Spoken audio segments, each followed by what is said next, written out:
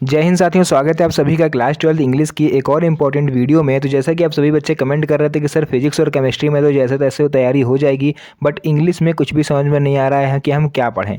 तो don't worry बच्चों, आज की इस वीडियो में आप लोग के लिए टॉप 10 इंपॉर्टेंट क्वेश्चंस लेकर के आ चुके हैं जो कि प्रोज से होने वाले हैं। यानी इंग्लिश का जो आपका सेक्शन ए होता है प्रोज, तो वहाँ से टॉप 10 क्वेश्चन आज हम आपको बताने वाले हैं विद हिंदी ट्रांसलेशन, ताकि आप लोग आज सीख के जाओ या रट के ना जाओ। ठीक है, क्योंकि सीख के जाओगे तो आप कहीं भी इसको आसानी से कर पाओगे। तो चलिए आज की इस प्यारी सी वीडियो को स्टार्ट करते हैं और एक एक क्वेश्चन आप लोग को बहुत ही अच्छी तरह से हिंदी के साथ समझाएंगे, और हो सके तो आप लोग इसका नोट्स ज़रूर बनाइएगा, क्योंकि एग्ज़ाम के टाइम भाई नोट्स बहुत ज़्यादा काम आते हैं। तो चलिए आज की इस प्यारी सी वीडियो को हम लोग स्टार्ट करते हैं।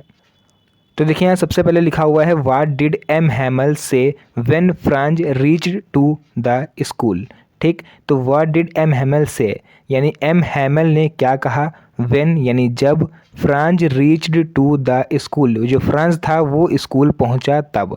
ठीक है, यानी जो एम हैमल थे उन्होंने फ्रांस के स्कूल पहुंचने पर क्या कहा। तो एम हैमल कौन थे यहाँ पर, अगर आप लोगों ने इस लेसन को अच्छी तरह से पढ़ा हो तो एम हैमल बच्चों यहाँ पर टीचर थे और फ्रांस क्या था, इनका स्टूडेंट था। ठीक है, तो एम हैमल ने क्या कहा फ्रांस के स्कूल पहुँचने पर। चलिए देखते हैं आंसर इसका। तो when Franz reach to the school यानी कि जब फ्रांज स्कूल पहुंचा, M Hamel saw him, saw यानी देखना, एम हैमल ने उसे देखा, एंड साइड, एंड यानी और कहा, वेरी काइंडली बहुत ही नर्मता से यानी बहुत ही दयालुतापूर्वक, बहुत ही आसानी से, to go his place quickly अपने जगह पर जल्दी से जाओ, and they had been beginning without him. ठीक, और वो क्योंकि जो चैप्टर था जो वो पढ़ाने जा रहे थे वो उन्होंने उसके बिना ही स्टार्ट कर दिया था, क्योंकि जब वो जो फ्रांस स्कूल पहुंचा उसको स्कूल पहुंचने में देर हो गई, तब तक एम हैमल जो थे जो चैप्टर पढ़ाने वाले थे वो स्टार्ट कर चुके थे। बच्चे देर से पहुंचा था। ठीक है, जैसा कि हम लोग होते हैं स्कूल में, कभी देर से पहुंचते हैं, टीचर पढ़ा रहा होता है, मे आई कम इन बोल के अंदर जाके बैठ जाते हैं। ठीक है, तो वहाँ पर जैसे टीचर हम लोग पर गुस्सा आता है कि देर क्यों हो गए, उसी तरह से भाई यहाँ एम हैमल गुस्सा आ रहे थे फ्रांस के ऊपर कि जल्दी से जाओ और अपनी जगह पर शांति से बैठ जाओ, क्योंकि जो चैप्टर था वो उसके बिना ही वो स्टार्ट कर चुके थे। समझ में आया बच्चों पहला हमारा क्वेश्चन। बहुत ही अच्छी तरह से हमने कोशिश करी आप लोग को समझाने की। आई होप आप लोग को पहला क्वेश्चन बहुत ही अच्छी तरह से समझ में आया होगा। चलिए बढ़ते हैं अपने सेकंड क्वेश्चन की तरफ। सेकेंड क्वेश्चन यहाँ पर आप लोग को बच्चों दिख रहा होगा, लिखा हुआ है, what did M Hamel say about the language and its importance. तो जो एम हैमल थे वो जो चैप्टर पढ़ा रहे थे, ठीक, अबाउट द लैंग्वेज, जो उनकी लैंग्वेज थी, जो उनकी कौन सी भाषा थी, फ्रेंच उनकी भाषा थी, क्योंकि फ्रेंच साइड का ये चैप्टर भी था। तो what did M Hamel say about the language यानी उन्होंने उस लैंग्वेज के बारे में क्या कहा, एंड इट्स इम्पोर्टेंट और उसके महत्व क्या बताया बच्चों को। तो चलिए आंसर के रूप में इसका हम लोग समझते हैं क्या है। M. Hamel said that the French language was the most beautiful language in the world। यहाँ तक समझ में आ गया। एम हैमल ने कहा कि डैट द फ्रेंच लैंग्वेज यानी ये जो फ्रेंच भाषा है ये बहुत ही ब्यूटीफुल लैंग्वेज यानी बहुत ही सुंदर भाषा है पूरे संसार में, पूरी दुनिया में। The clearest, the most logical, सबसे साफ और सबसे लॉजिक वाली भाषा है हमारी फ्रेंच भाषा पूरे देश में, पूरे वर्ल्ड में। तो भाई जैसा कि हर कोई अपनी मातृभाषा की तारीफ़ करता है, फ्रेंच साइड में अगर आप जाओगे फ्रांस में, जहाँ के ये ऑथर थे इस चैप्टर के, तो उन्होंने वहाँ का लिखा है तो अपनी उन्होंने भाषा को सबसे बढ़िया बताया। हम लोग से अगर कोई पूछेगा इंडिया का तो हम लोग अपनी हिंदी जो मातृभाषा है उसको बढ़िया बताएंगे, है ना। अमेरिका आप चले जाओ तो वहाँ पर इंग्लिश को बताएंगे। तो हर कोई अपनी मातृभाषा को ही बढ़िया कहता है।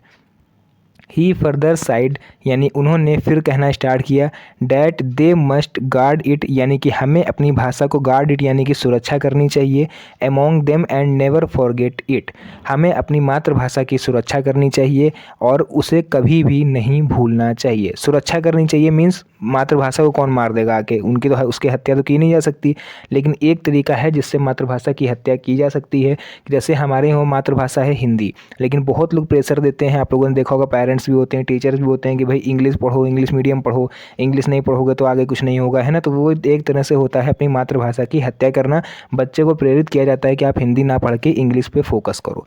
तो वही इन्होंने कहा था कि हमें ज़रूरत है अपनी भाषा को बचाने की, क्योंकि जितने ज़्यादा लोग अपनी भाषा को अपनाएंगे उतना ही ज़्यादा हमारी भाषा सुरक्षित होगी। क्लियर है बच्चों। चलिए बढ़ते हैं अपने नेक्स्ट क्वेश्चन की तरफ। क्वेश्चन नंबर 3 हमारा क्या रहने वाला है, हु वॉज मुकेश।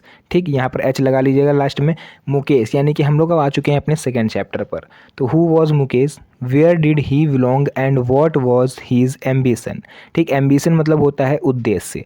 तो हु वॉज मुकेश यानी मुकेश कौन था, वेयर डिड ही बिलोंग वो कहाँ का रहने वाला था, and what was his ambition और उसका उद्देश्य क्या था। तो भाई इसका भी आंसर बहुत ही सिंपल वर्डों में हमने लिखा हुआ है। आप लोग देखिए, हमने आंसर जो तैयार करे हैं वो इस लेवल पर तैयार किए हैं कि आप लोग के सामने चाहे शॉर्ट क्वेश्चन आ जाए, चाहे वेरी शॉर्ट आ जाए या फिर लॉन्ग आ जाए, आप मिला जुला के क्वेश्चन को आंसर आराम से लिख सकते हो। तो देखिए आंसर इसका है Mukesh was a young boy, मतलब मुकेश जो था वो एक जवान लड़का था। Belonging to bangle making family from Firozabad. Belonging यानी कि रहने वाला था बैंगल मेकिंग फैमिली, जो उसकी फैमिली थी वो चूड़ियाँ बनाती थी, फ्रॉम फिरोजाबाद यानी फिरोजाबाद में चूड़ी बनाने वाले परिवार से बिलोंग करता था मुकेश। समझ में आ गया। His ambition was different from his family, जो उसका उद्देश्य था वो उसकी फैमिली से बहुत ही अलग था, बहुत ही अलग सोच का बंदा था मुकेश। एज ही वॉन्टेड वो चाहता था to become a motor mechanic, एक मोटर मैकेनिक बनना, जो कि उसके पूरे ख़ानदान में कोई नहीं बना। तो जिन बच्चों ने ये चैप्टर ध्यान से पढ़ा होगा, आप लोगों ने देखा होगा कि ये जो फिरोजाबाद की जो फैमिली है वो अपने बच्चों को उस टाइम प्रेशर देती थी कि अपना फैमिली बिजनेस अपनाओ। जैसे कि इनके घर वाले चूड़ियाँ बनाते थे, तो उनका जो उद्देश्य था कि उनका लड़का यानी मुकेश भी आगे चलकर इसी धंधे को आगे बढ़ाए, चूड़ी बनाने का काम करे। लेकिन वह ऐसा नहीं चाहता था, इसीलिए यहाँ पर लिखा हुआ है इस his ambition was different from his family. उसका जो विचार थे वो फैमिली से बहुत ज़्यादा अलग थे, इसीलिए वो चाहता था कि हम चूड़ी का काम नहीं करेंगे, हमको बनना है भैया मोटर मैकेनिक। तो इस तरह से ये हमारे 3 इंपॉर्टेंट क्वेश्चन खत्म हो गए बच्चों। बात ही बात में आप लोगों ने यार अभी तक चैनल को सब्सक्राइब नहीं करा, बहुत गलत बात है, क्योंकि आप लोग के लिए इतनी मेहनत हम कर रहे हैं। और किसके लिए मेहनत कर रहे हैं, आप लोग वीडियो देख रहे हो, आपको फ़ायदा होगा, आप एग्ज़ाम दे के आओगे, आपको नंबर मिलेंगे। तो भाई मेरी मेहनत के लिए आप लोग एक वीडियो को लाइक और प्यारा सा कमेंट जरूर करिएगा, और अगर कुछ समझ में आए तो भाई सब्सक्राइब भी ज़रूर कर लेना, क्योंकि अब एग्ज़ाम तक आपको परमानेंट ऐसे ही क्वेश्चंस और ऐसे ही हर सब्जेक्ट पर वीडियोज़ मिलने वाले हैं। उसके बाद नेक्स्ट है, देखिए what was the bangles symbolise, यानी जो बैंगल्स हैं वो सिम्बोलाइज यानी क्या प्रदर्शित करती हैं। What is the role of bangle makers of Firozabad, इसमें फिरोजाबाद के चूड़ियाँ बनाने वालों का क्या रोल है। तो देखो सिंपल सा आंसर है, the bangles symbolize an Indian women's suhag, यानी जो चूड़ियाँ होती हैं वो किस चीज़ को रिप्रेजेंट करती हैं, जो भारतीय महिलाएं हैं उनके सुहाग को। आप लोगों ने देखा होगा जिनकी शादी होती है, जो महिलाएं होती हैं, आपकी मम्मी होंगी, ठीक, या फिर दादी होंगी या भाभी होंगी, आप लोगों ने देखा होगा कि वो लोग हाथ में चूड़ी पहने रहती हैं। तो हर भारतीय महिला होती है वो शादी के बाद चूड़ियाँ हाथ में ज़रूर पहनती है। ये सिंबल होता है यहाँ पर एक सुहागिन स्त्री का, ठीक, भारतीय नारी का। तो the bangle makers of Firozabad, यानी चूड़ियाँ जो बनाने वाले हैं फिरोज़ाबाद के रहने वाले हैं। आपको सभी को पता होगा फिरोज़ाबाद की चूड़ियाँ बहुत ही ज़्यादा फेमस हैं, ठीक। तो Firozabad produce largest quantity of bangles in the country, सबसे ज़्यादा जो भारत में चूड़ियाँ बनती हैं वो फिरोज़ाबाद में ही प्रोड्यूस करी जाती हैं, और वहीं की चूड़ियाँ सबसे ज़्यादा भारत में क्या पूरे वर्ल्ड में बिकती हैं, ठीक। लिखा हुआ है and export bangles to all over the world, यानी यहाँ की चूड़ियाँ पूरे भारत समेत पूरे देश दुनिया में भेजी जाती हैं। क्लियर हो गया बच्चों। चलिए 5th क्वेश्चन देखते हैं हम लोग। What did Douglas do inside the water to save his life, यानी जो डगलस थे उन्होंने इनसाइड द वाटर यानी पानी के अंदर क्या किया, आप सेव हिज लाइफ, अपनी लाइफ को बचाने के लिए, है ना। जो आप लोगों ने चैप्टर तो पढ़ा होगा, ये नहीं पढ़ा होगा तो हम आपको इसका छोटा सा ब्रीफ में आपको बताना चाहेंगे, इसका इंट्रोडक्शन चैप्टर का। तो ये जो विलियम सी डगलस थे, ये इनको भैया पानी से बहुत ज़्यादा डर लगता था, तो इनके घर वाले बहुत ज़्यादा परेशान थे, वो इनके पीछे पड़े थे कि आपको जो है स्विमर बनना है, आपको तैराकी सीखनी है। और इनका भी ये एक सपना था जीवन में कि हमें अपने पानी के डर से छुटकारा पाना है। तो इसीलिए इन्होंने क्या करा, एक कोचिंग गए जहाँ पर स्विमिंग सिखाई जाती थी, वहाँ पर जाके इन्होंने एक अपने लिए ट्रेनर चूज़ किया, सेलेक्ट किया, जिसको यहाँ पर इंस्ट्रक्टर बोला गया है। अभी आप लोग आगे पढ़ोगे, ठीक। इंस्ट्रक्टर यानी दिशा निर्देश देने वाला आपका एक तरह से कोच होता है, ठीक। तो उसने इनका जो डर था वो पूरी तरह से दूर करा। अभी इसी चैप्टर में बताया गया है कि उसने क्या क्या तरीके अपनाए कि इनका डर जो है दूर हो गया पानी का, और ये लास्ट में एट द एंड एक बेस्ट स्विमर बनकर तैयार हो गए। ठीक है, तो वही यहाँ कहा गया है कि what did Douglas do inside the water to save his life. Douglas ने पानी के अंदर अपनी जान बचाने के लिए क्या किया, क्योंकि इनको भैया तैरना नहीं आता था, इनको एक तरह से पीछे से धक्का दे दिया था इनके ट्रेनर ने, ताकि इनका जो डर है भैया वो अचानक से दूर हो जाए। ठीक है, तो चलिए आंसर देखते हैं इसका। इनसाइड द वाटर यानी पानी के अंदर, Douglas made the strategy to hit and water make a big jump come to the surface. यानी जो भैया डगलस थे उन्होंने स्ट्रेटजी बनाई जब पानी के बाहर ही खड़े हुए थे एकदम कॉर्नर पर स्विमिंग पूल के, कि हम एकदम से जो है पानी में कूदेंगे और वाटर की जो तली होती है उसको हिट करेंगे अपने पैर से, and make a big jump come to the surface. और इतना करते ही हम जैसे ही पैर अपना नीचे मारेंगे एकदम से हम ऊपर आ जाएंगे और हमारा डर है वो पूरी तरह से ख़त्म हो जाएगा। And paddle to the edge of the pool, but ठीक यहाँ पर एक शब्द आया हुआ है पैडल, तो ठीक है आपको दिख नहीं रहा होगा, एक सेकेंड। ठीक है, यहाँ पर एक शब्द आया है पैडल, तो यहाँ पर जो पैडल शब्द आया है इसका मीन्स क्या है? पैडल शब्द का यहाँ पर जो भाई मीन्स हो जाएगा वो हो जाएगा रणनीति, यानी एक योजना तैयार करी to edge of the pool, pool के किनारे खड़े होकर उसमें कूदने की। But every time he strategy failed, लेकिन हर बार वह फेल रहे। He did this all continuously to save his life, और ये सब उन्होंने अपनी जान बचाने के लिए लगातार किया। नहीं समझ में आया, एक बार फिर से देख लो लास्ट बार। इनसाइड द वाटर पानी के अंदर, ठीक, Douglas made the strategy, Douglas ने पानी में उतरने, ठीक, to hit the water make a big jump come to the surface, यानी पानी में उतरने, सतह पर आने, ठीक, और लेटने, छलांग लगाने, यहाँ पर लिखा हुआ है ना surface lie flat on it, यानी आने, पानी में पानी की सतह पर आने में, ठीक, पानी में लेटने, पानी में छलांग लगाने, और पुल के किनारे खड़े होकर ये सब रणनीति तैयार कर रहे थे। जैसे ही वो उसमें कूदे उनका सब योजना धरी की धरी रह गई, जितनी रणनीति में रही थी धरी की धरी रह गई, और भाई अपनी जान बचाने के लिए संघर्ष करने लगे। फिर बाहर आए, फिर उन्होंने यही दोहराया, ये सब वो लगातार कर रहे थे, लेकिन उनका जो कुछ था वो भाई डर दूर नहीं हो पा रहा था पानी से बचने का, यानी पानी में जो कूदने का डर था वो उनका नहीं ख़त्म हो पा रहा था। चलिए नेक्स्ट क्वेश्चन की तरफ बढ़ते हैं, क्वेश्चन नंबर 6।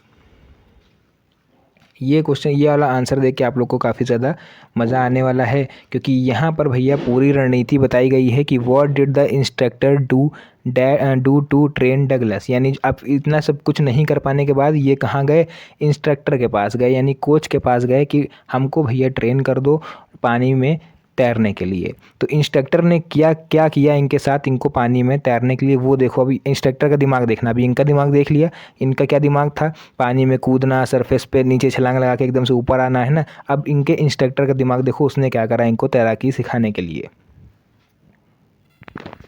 तो देखिए, the instructor put a belt around him. तो इंस्ट्रक्टर जो थे उन्होंने डगलस के एक शरीर के चारों तरफ एक बेल्ट बांध दी, यानी पेट पर एक बेल्ट बांध दी, अटैच्ड अ रोप, और उस बेल्ट को एक रस्सी से बांधा, to the belt went through a pulley, और अंत में उस रस्सी को एक पुली के सहारे एक पेड़ में बांध दिया या फिर एक दीवार के सिरे पर बांध दिया। Held on the end of the rope, यानी जो रस्सी का एक कोना था, went back and forth across the pool. आप देखो, जैसे विलियम सी डगलस थे उनके पेट पर एक बेल्ट बांधी गई, उस बेल्ट से एक रस्सी, एक घिरनी बांधी गई, जो जिसको पुली बोलते हैं। कुएं में आप लोगों ने देखा होगा जो पानी से खींचा रहता है तो पुली है ना, जिससे रस्सी टर्न होती रहती है इस तरह से। तो उस पुली से होकर एक रस्सी उन्होंने दीवार में बांध दी या पेड़ में बांध दी या खुद पकड़े रहे, जैसा ही बोलो। अब क्या करा इन्होंने, डगलस को उसके सहारे लटका दिया। आप लोगों ने देखा होगा, जो आप लोग कहीं आप लोग झरने साइड में जाओ तो देखते हो कि झरने के ऊपर से एक रस्सी जा रही होती है ना, जैसे नीचे झरना बह रहा है उसके ऊपर से एक रस्सी जा रही है। लोग पेट में एक बेल्ट बांधते हैं, उस जो बेल्ट होती है उसको उस रस्सी से कनेक्ट करते हैं और उसके झरने के ऊपर से निकलते हैं। देखा है, सेम वही काम किया यहाँ पर इंस्ट्रक्टर ने। उनके पेट पे बेल्ट बांधी और रस्सी के सहारे उनको एक स्विमिंग पूल से इस छोर के इस छोर पर धक्का देने लगे और उस छोर से इस छोर पर, और उनको पानी के अंदर से गुजारा। ध्यान से देखना, ऊपर से नहीं, जैसे पैराग्लाइडर जो होते हैं जो वो ऊपर से निकलते हैं, है ना, लेकिन इन्होंने पानी के अंदर ये सब किया, पानी के अंदर से उनको गुजारा एक छोर से उस छोर पर पुल के, और उस छोर से इस छोर पर, है ना। तो हुआ क्या, पानी के अंदर से बार बार इधर उधर होने पर, अब देखो, across the pool hour after hour यानी घंटे प्रति घंटे, डे आफ्टर डे यानी दिन प्रति दिन, वीक आफ्टर वीक सप्ताह दर सप्ताह, एंड आफ्टर 7 मंथ, इतना सब कुछ करने के बाद यानी दिन प्रतिदिन उनका जो एक्सपीरियंस था विलियम सी डगलस का, जो डर था पानी में डूबने का, वो उनका दूर होता गया। And after 7 month the instructor declared him as a swimmer, और 7 महीने बाद फाइनली जो विलियम सी डगलस थे उनका पानी का डर दूर हुआ, और बिना रस्सी के सहारे, बिना पुली के सहारे उन्होंने इधर इस साइड से उस साइड पर अपने इंस्ट्रक्टर को परफेक्टली तैर के दिखा दिया, जिसके कारण क्या हुआ, इनका जो तैराक थे, जो इंस्ट्रक्टर थे, उन्होंने इनको डिक्लेयर कर दिया कि अब ये स्विमिंग करने के लायक हो गए। समझ में आया यहाँ तक क्वेश्चन। चलिए बढ़ते हैं अपने क्वेश्चन नंबर 7 पर। क्वेश्चन नंबर 7 देखेंगे, who was the rat trap seller, जो रेट रैप यानी चूहा दानी बेचने वाले थे वो कौन थे, how did he make them, और वो उस चूहे दानी को अपने आप कैसे बनाते थे। तो देयर वॉज अ पर्सन यानी एक आदमी था, who was a peddler and used to wander here and there selling rat trap, peddler यानी जो फेरी लगाने वाले होते हैं ना। There was a person who was a peddler, जो पेडलर था यानी फेरी लगाने वाला था, and use to wander here and there selling rat trap, और वो चूहेदानियों को इधर से उधर, इस मोहल्ले से उस मोहल्ले आवाज़ लगा करके बेचा करता था। जैसे हम लोग के मोहल्ले में सब्जी वाले आते हैं ना, उसी तरह से ये चूहेदानी बेचता था अपनी। He was the rat trap seller, वह जो रेट रैप सेलर था, and he made those rat trap himself, और वो अपने जो चूहेदानी थी वो खुद बनाता था, यानी जो बेचता था उसको पहले वो घर में खुद से तैयार करता था, फ्रॉम द मटेरियल यानी उस सामान से जो ही गोट वाई बिगिंग इन द स्टोर, जो वो अपने स्टोर में रखता था, और एट द बिग फॉर्म्स, और मतलब कुछ अपने स्टोर से वो सामान लेता था, और कुछ वो एक्सपोर्ट करके मतलब सामान खरीद के लाता था बाहर से, कुछ वो कूड़ा जो वेस्ट मटेरियल होता था उन सबको मतलब मिला के वो खुद से घर में ही चूहेदानी तैयार करता था, और एक पैडलर के तौर पर यानी एक फेरी वाले के तौर पर पूरे मोहल्लों में वो बेचा करता था। तो ये हुआ इस क्वेश्चन का आंसर। क्वेश्चन नंबर 8 देख लीजिए, What information did the iron master and his daughter receive at the church, जो आयरन मास्टर था उसको क्या इन्फॉर्मेशन रिसीव हुई चर्च से। ठीक, तो at the church the iron master and his daughter come to know, यानी जो चर्च से उनको क्या जानकारी मिली यहाँ पर बताया गया है, that one of the old crafters of the iron work and been robbed by a man. ठीक है, यहाँ तक की हिंदी क्या हुई कि यानी जो यहाँ तक की हिंदी की अगर हम लोग बात करें तो भाई at the church the iron master and his daughter come to know, तो जो चर्च से आयरन मास्टर यानी जो लौह स्वामी था यानी जो लोहे का काम करता था और उसकी बेटी को ये जानकारी मिली कि that one of the old crafters of the iron work, यानी लौह कारीगर का एक पुराना आदमी यानी लोहे से संबंधित काम करने वाला एक पुराना आदमी यानी iron work had been robbed by a man, को एक आदमी के द्वारा लूट लिया गया है। यानी उनका एक साथी था जो लौह स्वामी थे यानी आयरन मास्टर थे, और उनकी बेटी थी, इनका एक पुराना साथी था, इनके वहाँ काम करता था एक पुराना कारीगर, उसको लूट लिया गया है रास्ते में एक इंसान के द्वारा, और वो इंसान वही है जो who went around selling rate traps, जो घूम घूम कर चूहेदानी बेचता है। यानी इससे पहले हम लोगों ने ये जो क्वेश्चन पढ़ा इसमें भैया जो चूहेदानी बेच रहा था उसको उसने एक आदमी को यहाँ पर लूट लिया था। तो ये हुई इस क्वेश्चन की हिंदी। सॉरी, यहाँ पर एक करेक्शन आपको करना है भाई, इनके चरित्र पर हम लोगों ने बेफालतू में सवाल उठा दिए।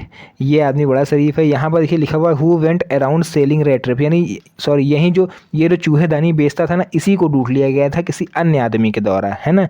यानी जो ये चूहेदानी बेचता था इसको लूट लिया गया था किसी बाहरी व्यक्ति के द्वारा, है ना। यहाँ पर थोड़ा सा करेक्शन कर लीजिए, थोड़ा हमारा ध्यान नहीं गया यहाँ पर हु वेंट लिखा हुआ यानी जो काम करता था, है ना, उसको लूटा गया है। नेक्स्ट है भैया question number 9, why did Rajkumar Shukla want to meet Gandhi ji, यानी राजकुमार शुक्ला गांधी जी से क्यों मिलना चाहते थे।